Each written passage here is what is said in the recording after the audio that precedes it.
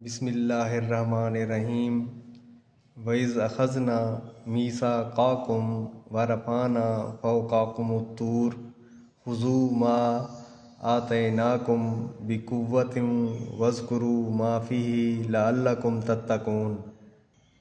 اور جب ہم نے تم سے وعدہ لیا اور تم پر طور پہاڑ لا کھڑا کر دیا اور کہا جو ہم نے تمہیں دیا ہے اسے مضبوطی سے تھام لو اور جو کچھ اس میں ہے اسے یاد کرو تاکہ تم بچ سکو۔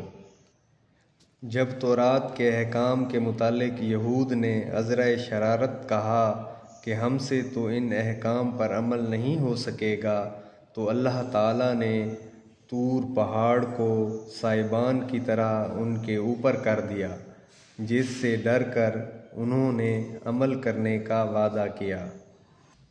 ثم تولیتم من بعد ذلک فلولا فضل اللہ علیکم ورحمتہ لکنتم من الخاسرین۔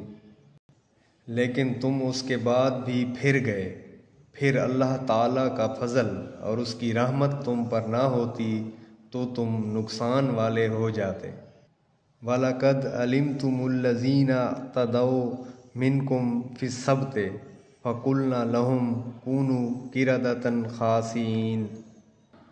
اور یقیناً تمہیں ان لوگوں کا علم بھی ہے جو تم میں سے ہفتہ کے بارے میں حد سے بڑھ گئے، اور ہم نے بھی کہہ دیا تم ذلیل بندر بن جاؤ۔ سبت ہفتہ کے دن یہودیوں کو مچھلی کا شکار بلکہ کوئی بھی دنیاوی کام کرنے سے منع کیا گیا تھا، لیکن انہوں نے ایک حیلہ اختیار کر کے حکم الہی سے تجاوز کیا۔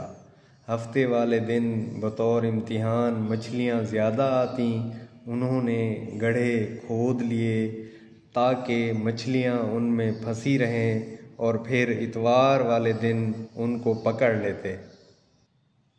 فَجَعَلْنَاهَا نَكَالًا لِمَا بَيْنَ يَدَيْهَا وَمَا خَلْفَهَا وَمَوْعِظَةً لِلْمُتَّقِينَ۔ اسے ہم نے اگلوں پچھلوں کے لیے عبرت کا سبب بنا دیا اور پرہیزگاروں کے لیے واعظ و نصیحت کا۔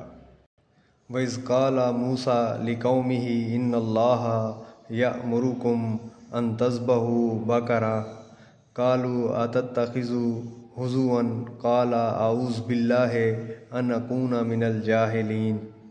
اور حضرت موسیٰ علیہ السلام نے جب اپنی قوم سے کہا کہ اللہ تعالیٰ تمہیں ایک گائے ذبح کرنے کا حکم دیتا ہے تو انہوں نے کہا ہم سے مذاق کیوں کرتے ہیں؟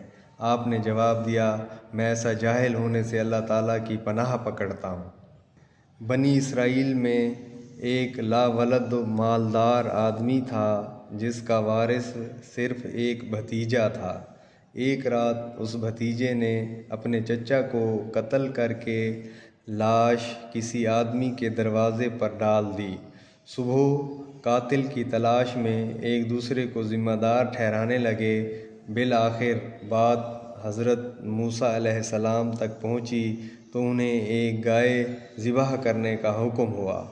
گائے کا ایک ٹکڑا مقتول کو مارا گیا جس سے وہ زندہ ہو گیا اور قاتل کی نشاندہی کر کے مر گیا۔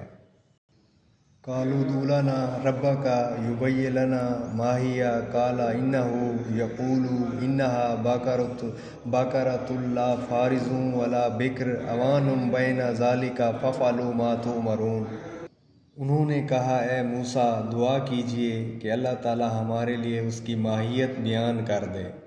آپ نے فرمایا وہ کہتا ہے گائے نہ تو بالکل بڑھیا ہو نہ بچہ بلکہ درمیانی عمر کی نوجوان ہو، اب جو تمہیں حکم دیا گیا ہے بجا لاؤ۔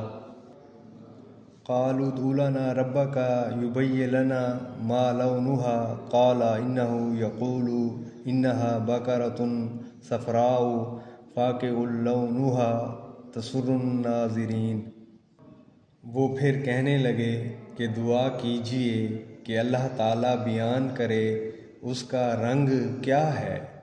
فرمایا وہ کہتا ہے وہ گائے زرد رنگ کی ہے، چمکیلا اور دیکھنے والوں کو بھلا لگنے والا اس کا رنگ ہے۔